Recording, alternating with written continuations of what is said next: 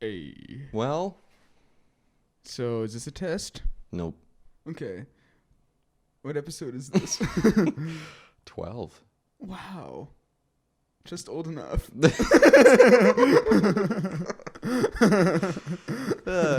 Off to a great start. Welcome to episode 12 of the podcast. Welcome to episode 12 of If Her Age Is on the Clock. Why her, Brady? That's the joke. It's a horrible, sexist, pedophilic joke.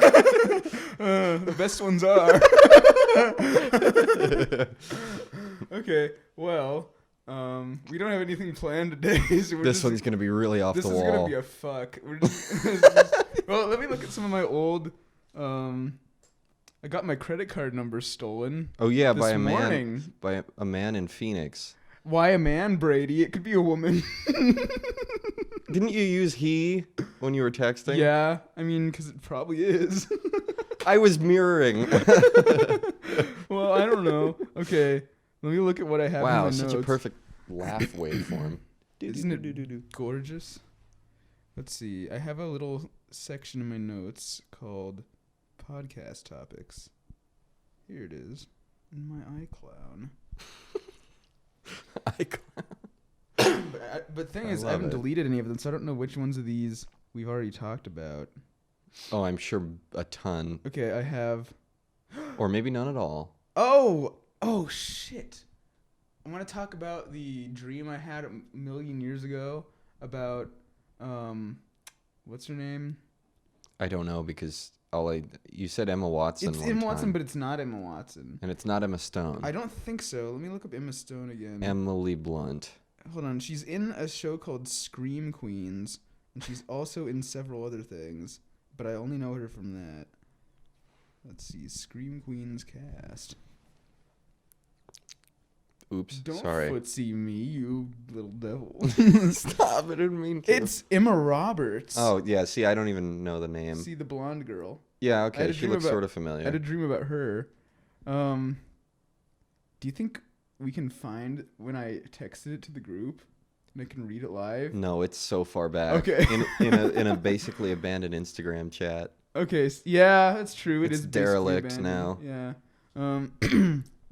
Those Single are the days. JPEG of a tumbleweed. That's all it's there. But I don't remember how it started. Okay, whatever. My dream was that I left the school that I'm at now and left all my friends, and I went to like this weird rich boarding school type place, and Emma Roberts was there, and she befriended me, and like she was a student there, I think, and she was like the leader of like the popular girls clique or something, and then for some reason in the middle of the school there was like a gift shop with like a bunch of like clothes on a rack, and when I was hanging out with her I was looking at clothes and she kept going like, "Oh, you don't want to wear that," and like she was like doing that like kind of like snobby controlling attitude of, because like that's how the movies always go when it's like you're being introduced to the popular clique. And then I think at one point I actually was a female in this thing, and then eventually it transitioned to, I found out that Emma Watson was like a robot. Roberts. Oh fuck, Emma Roberts was a robot. I'll put up visual aids so we can tell the difference. We'll give our listeners visual aids. She was like a robot who could read your mind, so she knew what I was thinking and where I was at all times. And then at some point I did something that made it so she couldn't read my mind anymore. I don't remember what it was. And I remember hiding... Tinfoil hat. I don't remember what it was. But I remember hiding in between the clothing racks while she was like stalking me and like walking around. Just like Mama at JCPenney's. Yeah. And there were also several other girls that were like part of our clique, and I don't think they were robots. But at one point I was running away from Emma Roberts, and I left the school, and we ran out into this field, and it was me and a bunch of other girls, and this is when it gets really fucking weird. There was like this black girl who was part of our group, and she was a cheerleader. Don't you even fucking. I should say the same to you. There was a. Paging Dr. Freud. Look. I can't control my dreams, and neither can you. I know, I'm sorry. I don't believe dreams No, that have was much. really funny. Stop. I think I stole that from Dan Paging Avedon. Dr. Freud. Okay, there was this black cheerleader, and she had curly hair, I remember. I think they were all cheerleaders, but I don't remember. And at one point, there was also a guy out there, and at one point, like, the black girl fell on her back, and a bunch of people lifted her up, and then she spread her legs wide open, and she spread her pussy, and it was like... Bro, you haven't been talking into that for like a week. She spread her pussy. Oh, damn it. Yeah. And it looked like a can of cranberry sauce. And then then her and the boy proceeded to fuck in front of Emma Roberts, and Emma Roberts like was very against it. She was like, "No, this can't be happening." And it was like the thing that defeated her or something. It was really strange. And then that was all I remember of the dream after that. Wow. It was really, really fucking weird. That dream feels really good in this weird shit of an episode. This is a weird day too. And that was like 2 years ago, right? Wouldn't it be? No, that was, It was like 2018. No, it was not. It might have been. It was not. It was like 2 semesters ago at most. I think it was the beginning of last semester. Yeah, okay. Well, then the beginning of 2019 maybe. Or maybe it was a year ago. Cuz it was a long time ago. Whatever. It was a while ago. We've been sitting on that one. I don't think we were friends with Kaya yet when that happened. Kaya was around. Oh. It might have been the end of the semester before, so like May or June. Whatever. Okay. Well, that anyway, dream was is that. crazy. I remember that because in my notes, one of the topics is my cranberry sauce. My scary dreams.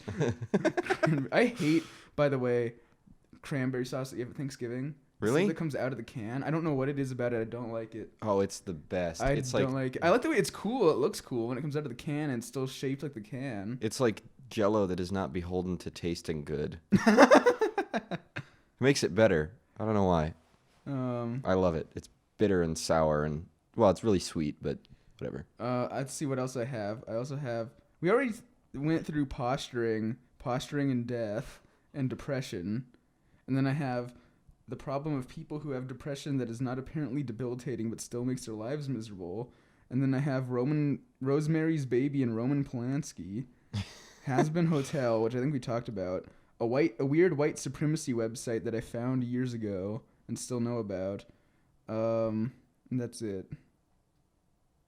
Do you have any ideas for podcasts? Well, I'm thinking a lot about Shaun Tan. Okay, we can talk about him. Where to start? I went and read a bunch of his children's books at the World of Words library. I'm pretty sure I've talked about that before.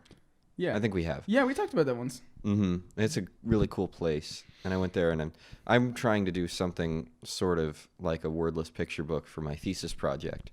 And who knows if I'll do more than like 5 or 10 illustrations, but I still want them to be good.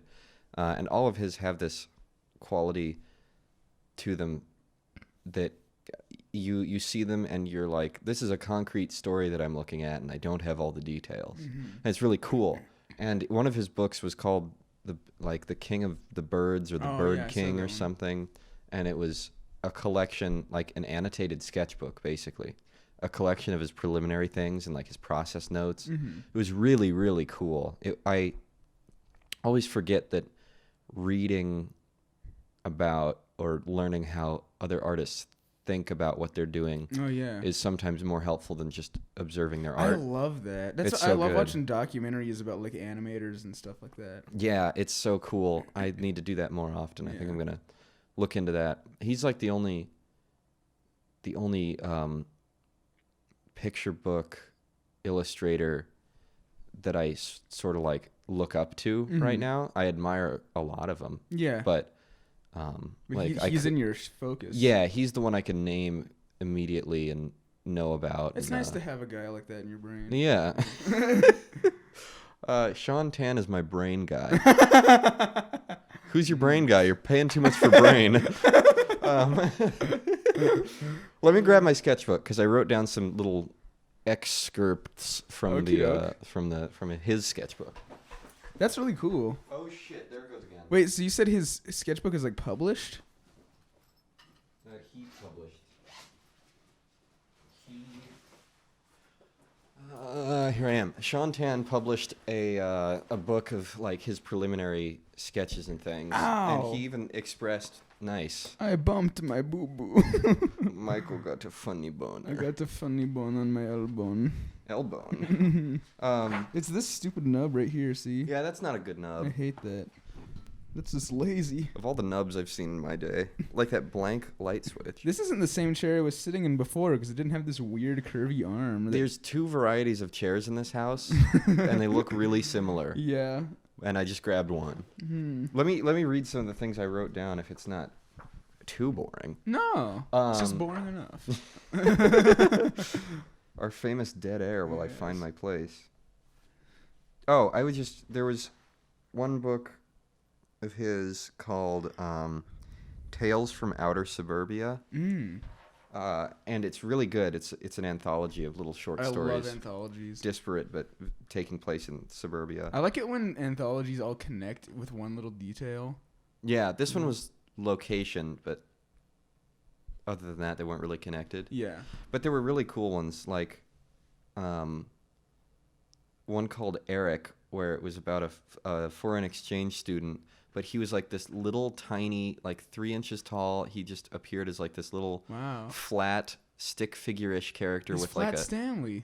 sort of Which with we like still haven't talked a about. leaf-shaped head and 2 little eyes. Oh, Who's very cool. cute. That's adorable. Another in the book of characters with no mouths. That reminds really me- wonderful. It reminds me of Pikmin. Sort of Pikmin-like, yeah. Pikmin is one of my favorite games of all time. And so that was really cool. I wrote down the short story is called Eric, and then he has a book called Cicada, which is really sad. Or it was gonna be, or I thought it was gonna be really sad, and it was pretty sad. But it's very nice. You know what I like? Turns out very nice. I like insects that wear human clothes. You're gonna love Cicada by Shaun Tan. Like a grasshopper in a suit. It's a cicada in a 6-armed suit. Damn, girl. Mhm. I love shit like that. Yeah, you'll love Cicada. He's very nice. He is. You're gonna love this guy. He's super lovable. To know Cicada is to love him. But both Cicada and Eric use color as the climactic change, Oh, interesting. or as like a dramatic event. I'm a thinking plot about, device. I'm trying to do that in my animation, I think, a little bit. Cicada is entirely green and gray, like gray, and then the cicada is green, and then red orange gets introduced at the end. And Oh. it's perfect, so good. And then Eric is done either entirely in black and white and like neutral tones, or maybe it's just got a few little like dull colors. I think it's all black and white, and then there's color at the end. I'll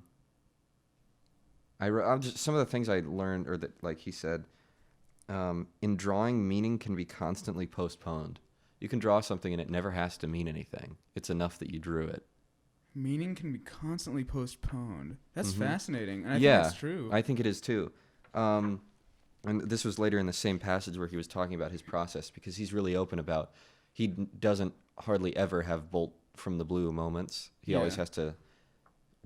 What he was quoting, Paul Klee, is that his name? He's a famous artist, I think. You want to know what I think? What bugs me? This is a little bit of a tangent. Sure. Is when... I'm going to go back to Paul Klee in a second. Okay.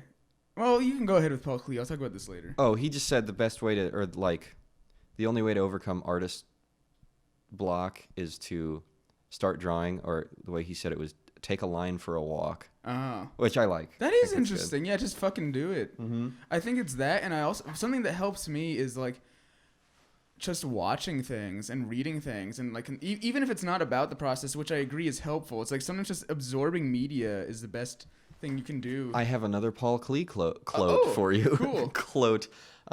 He said that artists are like trees. They don't move. They don't move. One of them just did. They're made of wood. No, that's a roof clown. Oh. It's all right. We're getting them removed. They can't hurt you. You're more afraid of them than they are of They're you. cold, you're cold. Put them in your mouth. Go on. It's got a picture of little pill bugs. They're so great. I know. Anyway, yeah, Paul Klee said that artists are like trees and they need compost. So like other leaves that fall around them Ooh. that they digest and turn into their own. That's sexy. Artists, Artists are Damn. like, what did he say? It's like alchemy. There's a law of equivalent exchange. I always almost say exquivalent. I like that better. Exquivalent exchange. You ever see the comments someone made where they were trying to like debunk toxic masculinity using the law of equivalent exchange? No. And then someone was like, "Bro, you just quoted an anime or something." Why does everyone think that's from Full Metal Alchemist? Honestly though, I thought it was too. Okay. So You and Kevin both. is it specifically from the field of alchemy? Yeah, yeah. It's like an ancient idea. Okay. It's well, just, I guess it mean, was popularized. Whatever. most It's people just don't- funny. That, Most people don't study alchemy. yeah, I watched anymore. one. It's back to like I watched one Nova program that made me a And prick. now whenever there's an instance where you can shed your knowledge, you're like, you better fucking believe it. I'm gonna fucking show y'all up.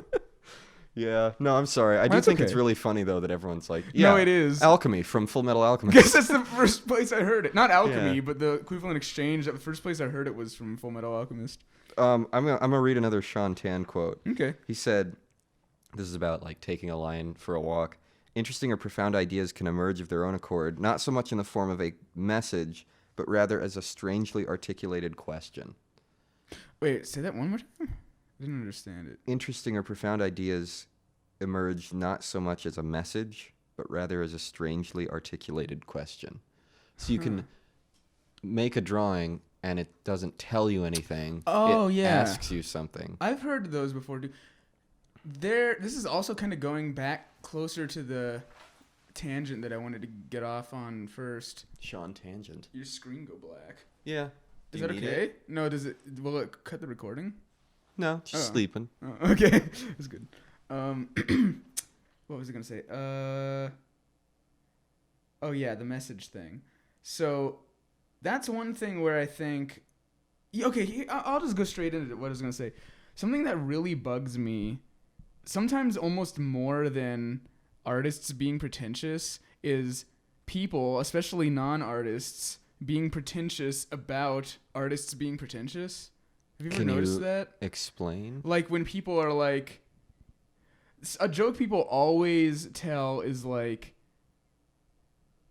if someone makes really bad art, then they'll be like, it represents life, lol, or something. Or like they'll be like, it's abstract, lol. Yeah. You know, or like they'll be like, it's like like in this instance, like saying I'd rather have my art ask a question than say something. Like I feel like that's something that someone could easily make fun of, even though I agree with it and think it's a cool idea. That's something that someone who is really pretentious against art could take that and turn it into like a dumb joke.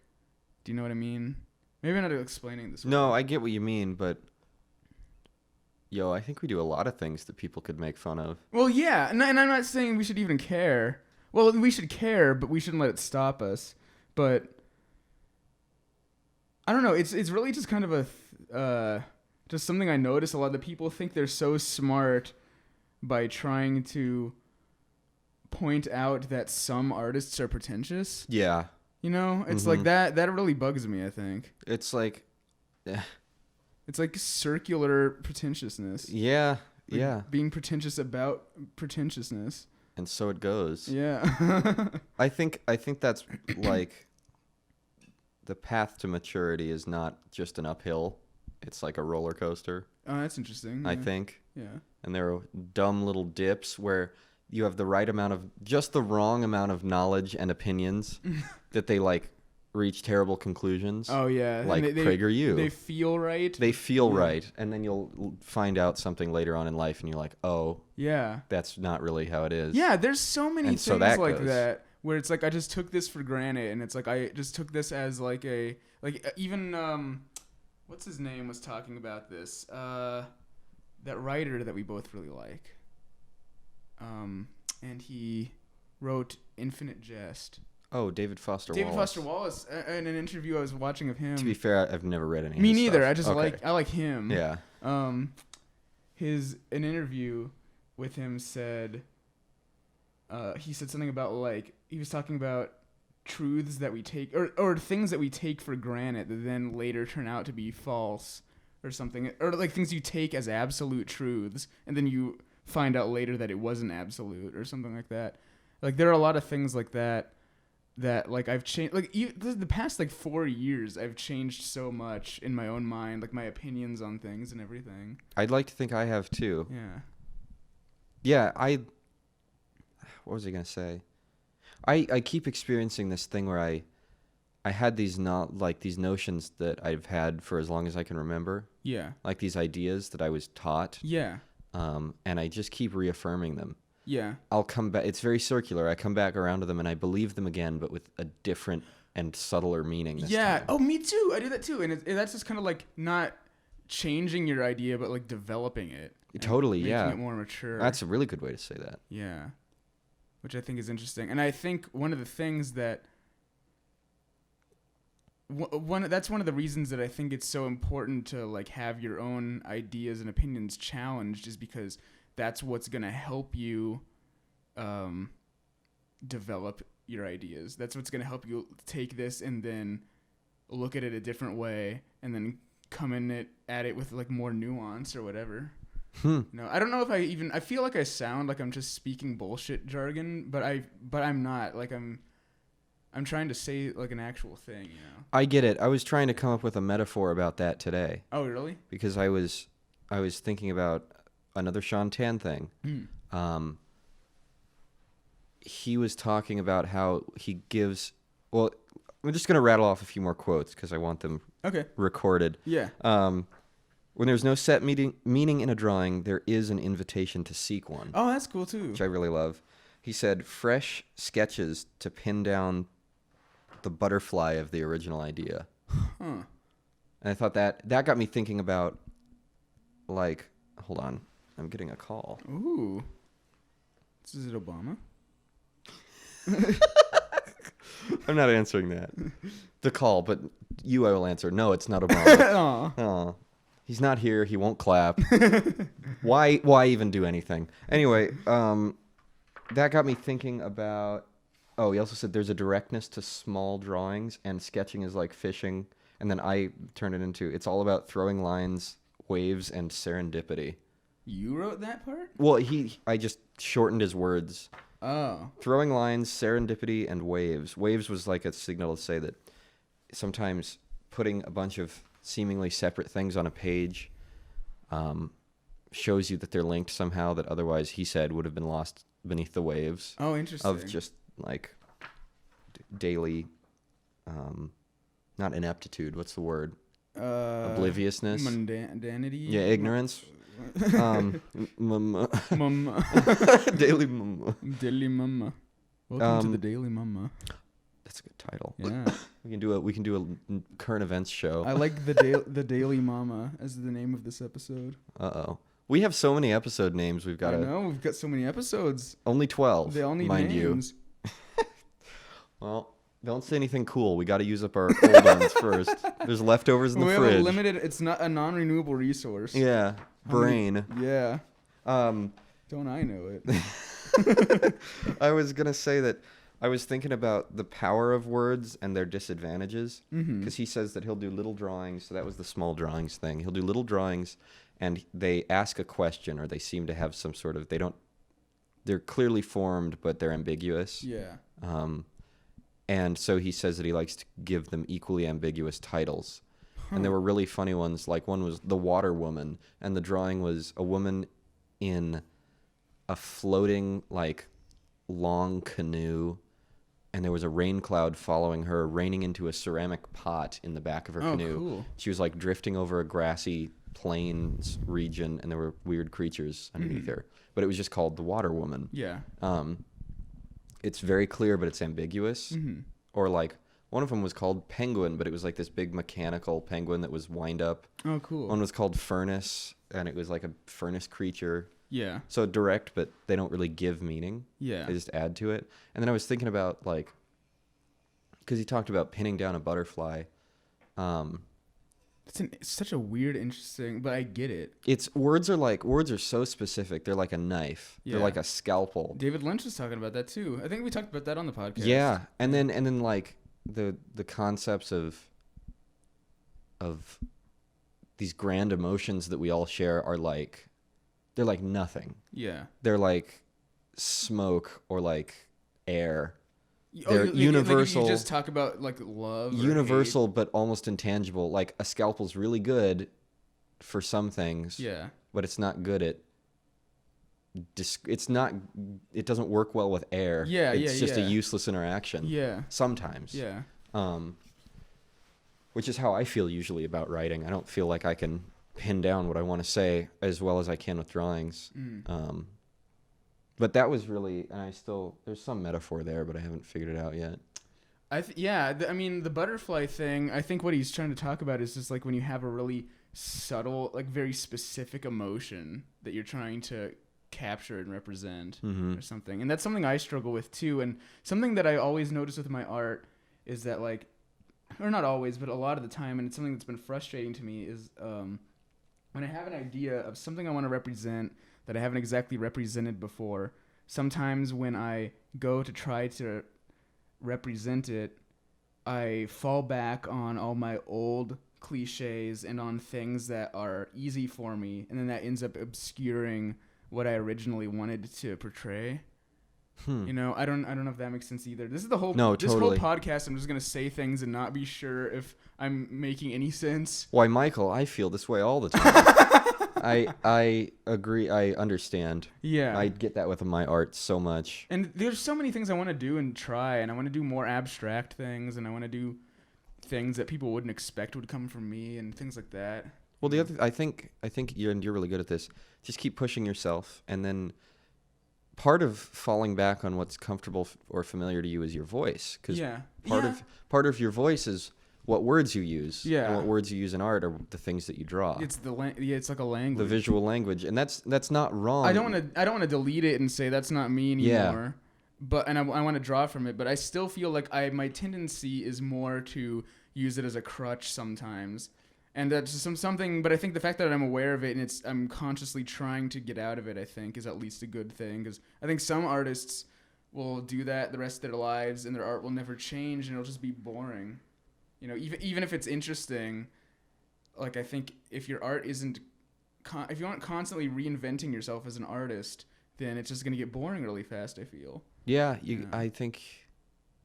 That's what scares me for like leaving school. Oh yeah. Is that I won't have that impetus to make new things and change. Yeah, I kind of like I'm not afraid of not. Oh, I noticed you moved your little blue. Wait, did you do that today? No, that was a while ago. Oh, but I don't okay. think you've been here since I did it. No.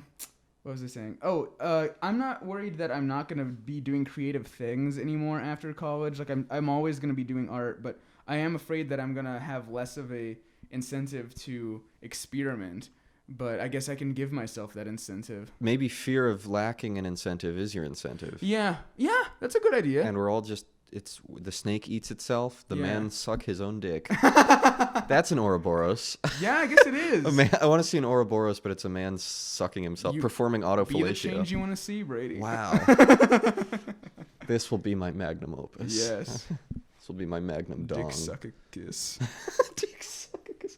There was a little thing in one of Shaun Tan's stories called The Lost Thing, where there was like the Department of Odds and Ends, or like the Federal Department of Odds and Ends, and the slogan was like "Sweepitus underum carpete." And it was really funny. I love stuff like that. He puts lots of great details in his books. Yeah. He also, I've been studying just more on a basic level, less meaning and more just technique.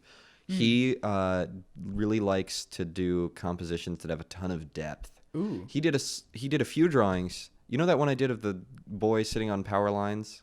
Yeah. He did one that looked so much like that. I've never seen it before in my life, but I was like, this is cool. Yeah. Kindred spirit. I Yeah. get it. He just did like pencil or charcoal drawing of suburbia from above, just a bunch that's of cool. rooftops. His was way cooler, but Yeah. but I ain't no Caldecott winning. He has an Oscar. What? I don't know for what, but he has an Oscar. Did he make a movie? I think one of his things got adapted. Oh, I really don't know. weird. He writes too, and he's very good at it. Interesting. Maybe that's what's gonna take me forward. Maybe I Writing? finally hone my writing. You should. That'd be fun. I'd like to get back into writing too, because I used to write a lot when I was like in middle school and stuff, and then I just kind of took a break and never got back into it. I'm not a bad writer, but I'm not like. There's nothing virtuoso about me. Well, yeah, me neither. But There's nothing like poetic about the way that I write. yeah, But there could be. yeah. I don't remember what I was gonna say. He does drawings where he funny little man sit on power line. Yeah, and he was like kindred spirits. Sweepitus underum carpete. What was the? Damn it! What was I talking about? Kindred spirits. Yeah, but before that. Oh God, our famous depth. dead air. He likes Depth. to- Yes, he I was likes talking to about draw the depth. technical attributes of his work. He likes to do depth. Mhm. He uses gradients really well, so he'll like shift. I was like doing a deep dive Mhm. on how to give a piece depth, and it's got to be, near as I can tell, it's a combination of knowing your perspective and knowing how atmospheric perspective works. Oh, yeah. And if you do those two things, you can make it look really deep. It doesn't color have a lot to do with it too? Yeah, because atmospheric perspective, usually on Earth, it means things in the distance during the daytime get lighter and bluer. Yeah. But in art, because we aren't always painting blue skies, it just means that things in the distance get closer to the color of your sky. Interesting. I never thought of it like that. Yeah, closer to the atmosphere's color. Oh, okay. So, like, if you're painting an orange sky, this might help you. I know you're doing red backgrounds for stuff. Yeah. Things in the distance are going to get redder and more towards the value of that sky. That is really interesting. I can use that. So, at great distance, your contrast, your detail, and those will go down, and your colors will move together. Ah. And then up close, your contrast goes up, your details, of course, because you're closer, go up, and you can have more of a color range because there's so much of your atmosphere between you and things at a distance that it colors them. Mm-hmm. But like between you and me right now, there's like 5 feet of air. Yeah. That's not enough for us to perceive. That's But interesting. if I look out at the mountains, you can see they get a little hazy. Yeah. That's interesting. I think that rises with humidity too. Yeah. But that's for another time. So I was studying like depth, and then in animation, it's parallax. Yeah. Which is one of my favorite words and concepts ever. Yeah. It's like you're all moving in a giant circle. It's very strange. I remember seeing I think it was Disney back in like the 30s or 40s who invented one of the first machines that was made for doing parallax in animation. Wow. And it was like the machine was like this little tower that had several different layers, and like on one layer you'd have hey, someone's home. It's Rory. On the top you'd have like the bushes in the front, and then you'd have the thing in the middle, and then you'd have like the mountains in the back or whatever, or ever many layers you wanted, and then they would film it like twisting these little things and pulling the things apart and stuff like that. Yeah. That's how they did parallax back then. That's so cool. Yeah. I've seen that machine too. Yeah. I might want to try and do something much less sophisticated like that for my stop motion project. Yeah. I might just do it with like sliding pieces of paper over each other. Yeah. I'm imagining like a cityscape, Oh, cool. like a medieval hill town, you know? Oh, Where it's like a cool. castle at the top in the distance, and then just stacks of houses down, and then like a big aqueduct in front, and have the character working their way up the hill, and each layer can be moving as you follow the character around. Yeah. Like across. So that might be fun. I don't know how much, that would be so much work, but it would mostly be moving them and not, I'd only have to draw each one once because they're backgrounds. You're not going to have any characters in it? I will, but I'm going to do cut paper, I think. Okay, so I cool. can just put them on top. Yeah. Now, if they're getting smaller, I'll have to make, no, that's so hard. I suppose I could just do like foreground, midground, background, and have 3 sizes of character and not have to make constantly smaller and smaller. Oh, yeah. characters. Well, it depends on how Maybe I could ambitious work you on wanna be. transparency even. Maybe, yeah. Yeah, but you could. Yeah, why not? Yeah. You could probably print on transparency and move them around. Mm-hmm. That's interesting. Yeah. Neat. That's just neat. Yes, it's just plain neat. I'm gonna say it. It's neat. It's neat. It's neat. There's something I was gonna say now, and now I forgot. Oh, I was just gonna talk about my animation and how I finally finished drawing the last background that has lots of wood grain in it. Oh, thank God! So I love that feeling of I'm like this so is the fucking last over time I have that. to draw this thing. Yes, and then I only have a couple backgrounds left until I'm done with all the hand drawings of the backgrounds, and I'm gonna try to finish that this weekend along with Yana's thing, and then all I have to do is color all them in before the end of the month, and then I can start animating. Fantastic. And I'm having so much fun with this project and these classes and just getting to do animation, because it's when I'm back here, like I do feel like I'm going back to my roots, and I still feel like I'm learning, but I'm not experimenting as much. But I really feel like so in my mojo. I really feel like Batman. Yeah. Yeah. I feel very like this is what I'm meant to do. This is where I'm supposed to be in the universe kind of deal. That's you know? awesome. It's like, yes. Fuck yeah. Oh, It's like- yeah. Like animation gives my brain an orgasm, you know? It took me aback when you were like to one of our professors. You were like, when I watched that movie at like age 9, it was like my brain was having an orgasm. Yeah, I and was it was like, talking about good way to Nightmare Before describe it. Yeah. Christmas. Yeah. Wouldn't be my first words to say to a professor. Oh, that's the only way I can think about it. Professor, my brain is Yeah. coming. That's the only way I can think about it, because that's what it Delete feels that. like. It's like when I see something. Oh, yeah. What you were talking about when you said you were looking at Shaun Tan stuff, and it's like you found an immediate connection, like we're God, it's kindred so good. spirits. Yeah. That feeling is. I like, love it. It's like it makes my brain feel so warm and loved, and I just fucking love it. It's like what I live for. Yeah. That's really great. I love Yeah. finding art to connect with. It's Yeah. so nice. Yes. I'm going to steal The Mandalorian. Why? I'm going to do it. I want to watch it, but I don't have a Disney Plus. Wait, Kaya does. Oh. I can just do it through them. It's easy. I don't even have to steal. I don't mind stealing. Bro, somebody in our class. I was thinking about this for days. 'Cause Really? It made me mad too. Okay, let's talk about that Okay. with no names involved. Yeah, I'm not gonna name anyone. Somebody in our class was like, even of a member of Disney, they were talking about, We were talking about stealing from Disney Plus, or Yeah. you said you'll steal from any major corporation. yeah, and they were like, piracy is not a victimless crime. And I was like, said, like, shut up. They said it hurts the little guy too, It- and I'm like, wait, hold on. In this situation, you're the little guy. I'm the little guy. So how does stealing hurt you? I think what they meant was like, they were talking about Disney programs. I think what they meant is that it hurts the little people who work Oh, I didn't think at Disney, which I guess is sort of true, I guess. But I would rather, I don't know. I Well, feel that, like to me, so much more would that be done feels like if Disney just... Stockholm syndrome or something, because that's like saying, well, we have to do it this way because Disney's the one with the power. Disney or Disney saying- owns 40% of all our visual media. Yeah, that's like, That's like almost half. I know. Soon Disney will control the majority of what you see.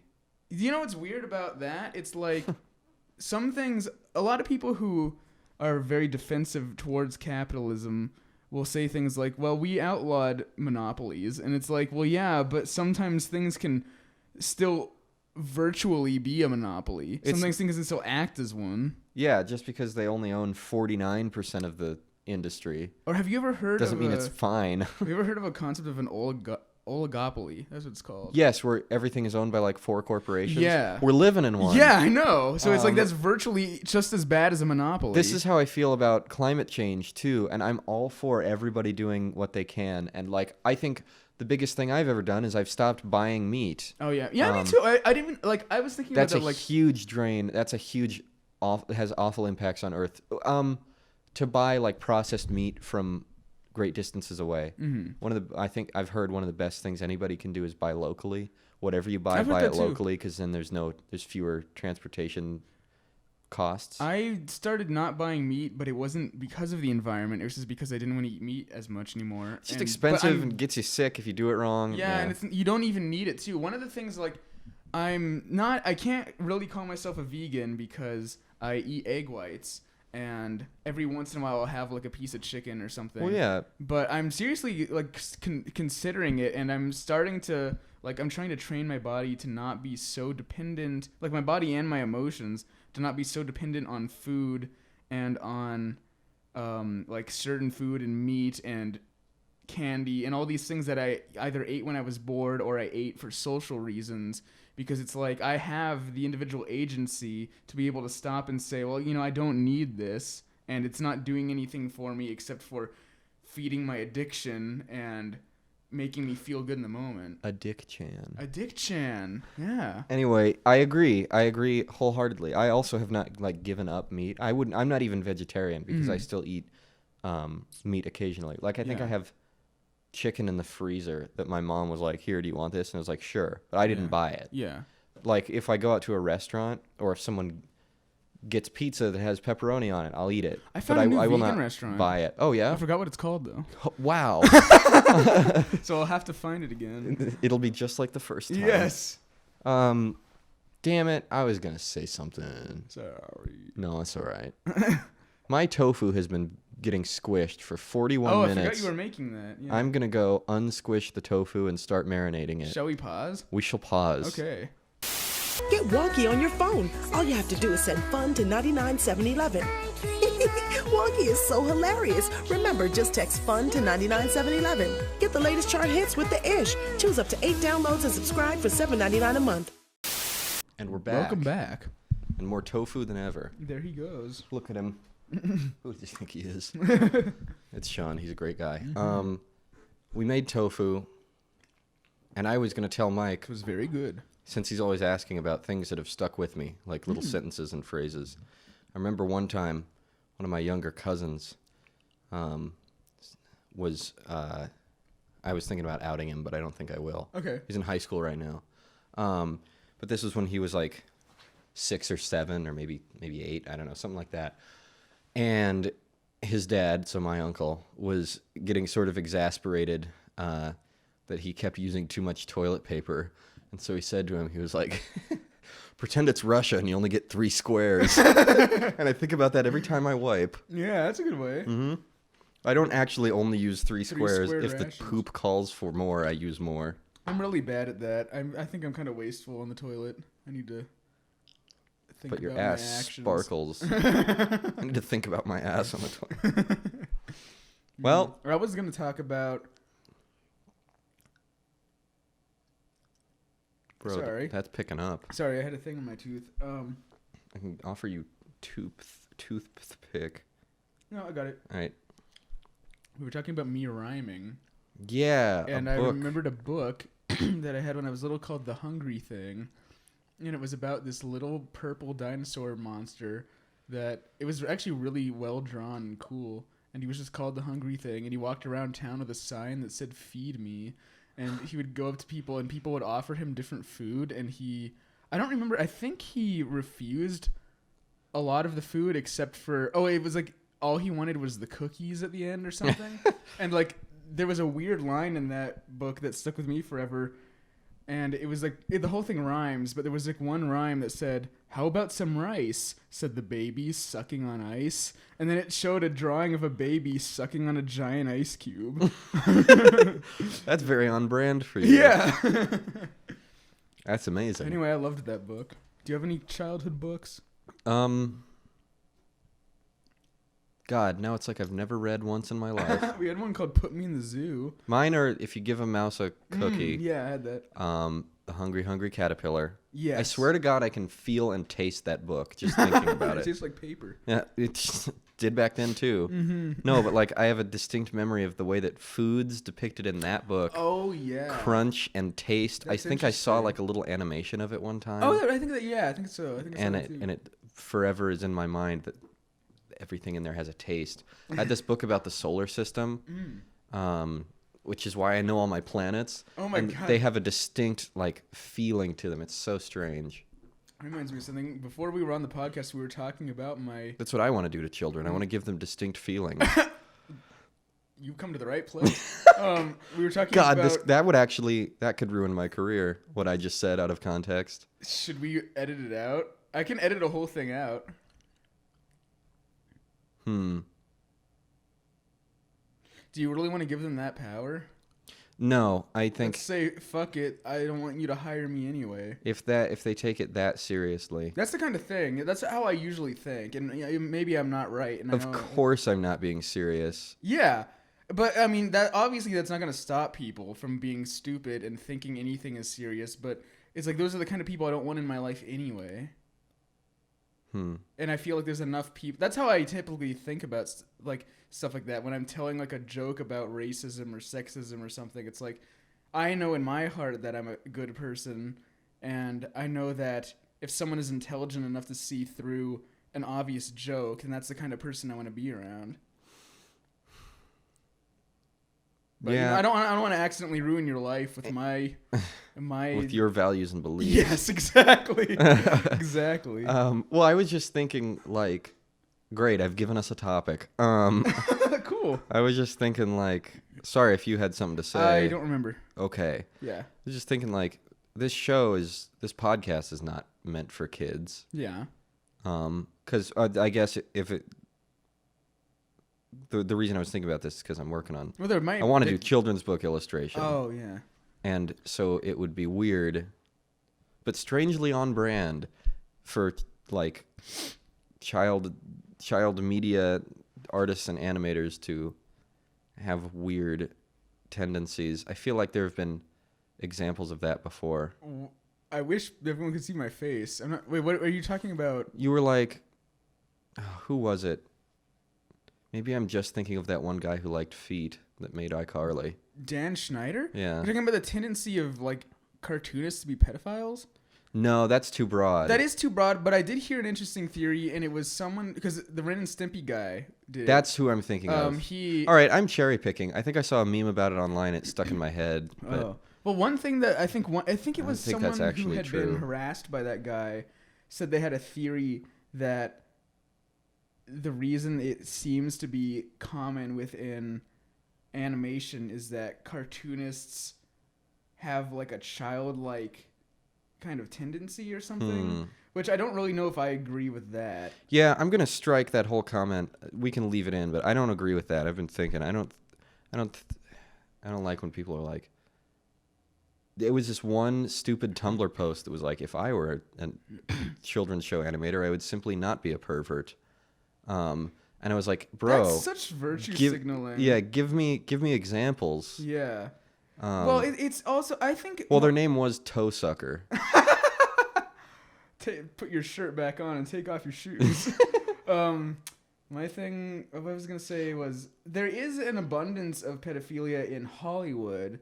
But I'm wondering if maybe it's not like a imbalance that there's a lot there and not everywhere else. Maybe just we hear about it more in Hollywood because they're all celebrities. And we had this talk before, and my theory is that maybe we'd all have those tendencies if we had so much power. I think so too. I mean, well, there's weird because it's like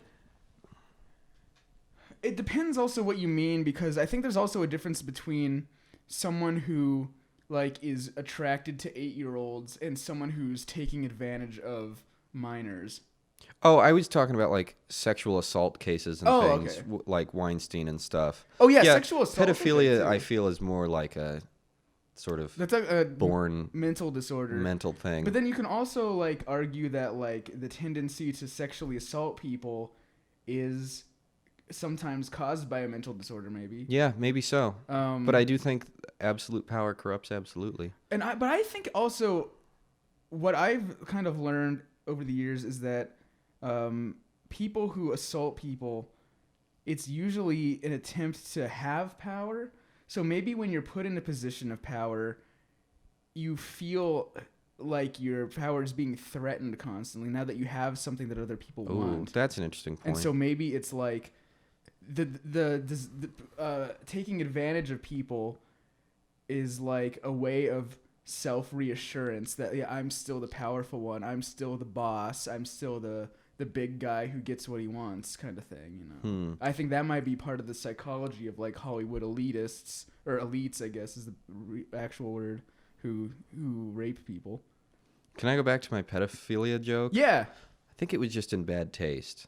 Your joke? I'm not feeling it. I feel weird about I don't making remember it anymore.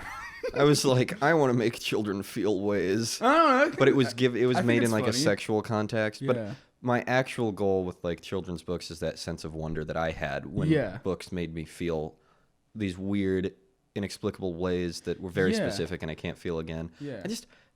I don't know why making that joke sits with me so strangely. Maybe because it's about my motives in the profession that I want to go into. Yeah. So I don't think we should take it out, but I'll leave your explanation. Yes, on the record, I don't like that joke that I made, and I think it was in bad taste. Oh, that's okay. I can continue to make pedophile jokes in the future, but not in that vein. I didn't even think that was the worst one. Do tell. No. I wasn't saying out of examples. I was saying I don't even think it's that bad taste. Yeah, it makes me feel weird though. Yeah. Maybe I've told jokes like that before. Maybe I'm just scared that it would come back to haunt me. One time when we were at the Halloween party, I said someone was like, "This wine is 12 years old," and I said 12, my favorite or something, and someone you said that's too old for me. Yeah, it was something like that, and then someone was like, "What the fuck?" Wait, was this at a Halloween party? Yes, the one we went to where my balls were out. Oh, that's right. I've seen Mike's balls, but not the dick. Go make of that what you Apparently, will. and that means probably so did everyone else. Nah, it was You were only the me only one staring at looking. your crotch. I don't know. I think it was one of those where like my eyes were just bouncing around and I ended up there and I was like, and then it was wrong like place at the wrong time. and then it was like the Metal Gear Solid, like, nah. It was like, Every I time love that sound. I thought you were going to say it's like the Hitchcock pullback. Hitchcock pullout. There's a joke in there somewhere about a Hitchcock sex scene. Oh, yeah. And he pulls out. And it does the Hitchcock. From the perspective of the cop. I feel like you would do something like that. Hitchcock porn. Yeah. Wow. I'd watch that. Hey, what did we say we were going to call this episode? You were like, I think that's what we should call it. It was like it. Mama something. But then I came up with another one while we were eating. At least it was really early on. Maybe we can listen back. Or we can talk about the other name we came up with when in the last episode. Oh yeah. Yeah. We desperately wanted to call this episode "Cowboys and Other Famous People." Something that I said and didn't even remember that I said. You were describing the cemetery where Ray Romano is. Yeah. I can't remember his name. Richard Ramirez. They're both double R's. Yeah, of like Hispanic origin. I think Ray Romano is he Italian? He's Italian. Well, now I'm racist too. No, you're just ignorant. No, it's okay. I mean, we're all human. Romance languages. That's fair. I will allow that connection. Yeah, I mean, let's see. Let's compare those two races. Let's compare races. Welcome to Race Review, Mike. I'm mostly Italian, but I'm not brown, so I don't know where I stand on there. This episode sucks all of a sudden. We can talk about pedophilia all day long once we start talking about race. Oh, God. Oh, well. We're leaving that in, too. Though. Ray Romano. And we're not getting any jobs after this. I don't. We weren't anyway. You're right. We don't need jobs. Nailed our own hot spots. Yeah. I think about that constantly. What? From Has Been Hotel, the pilot, where the dumbass news reporter guy is like somebody the co-host, the anchor, the crazy anchor lady. I love that lady. Is like more gangs getting nailed in this hotspot of violence, and the guy's like, I'd nail her hotspot. I think about that all the time. I love that. It's very funny. I want more of that. That's so funny. I hear it's on the way. Ooh. I don't know. It probably is with all the hype momentum it's got. Yeah. It generated controversy. I know. How could it not get funded? Exactly. Things that generate controversy tend to like people who try to censor things. It ironically makes them more popular. Yeah. That always happens. Some people even do it themselves. Like, I think it was, I might be wrong. I don't know what movie it was. It might have been Human Centipede or some, like, controversial horror movie. The guy who made it tried to get it banned or something, just so it would make more controversy. What or a something. cock. It was something like that, or like he filed a lawsuit against his own movie or something weird like that. I don't remember what it was. Well, I've delayed you 40 minutes, and we're at 54 minutes. Do you want to call it? Or do you have more things to say? Else interesting? Can I end this with a fart? I mean, it would be appropriate. Wait 1 second. Can you hold it? Yeah. You got it ready? Yeah. One in the chamber? Yeah. All right. I will spend the next few episodes convincing everyone that my motives are not actually pedophilic in nature.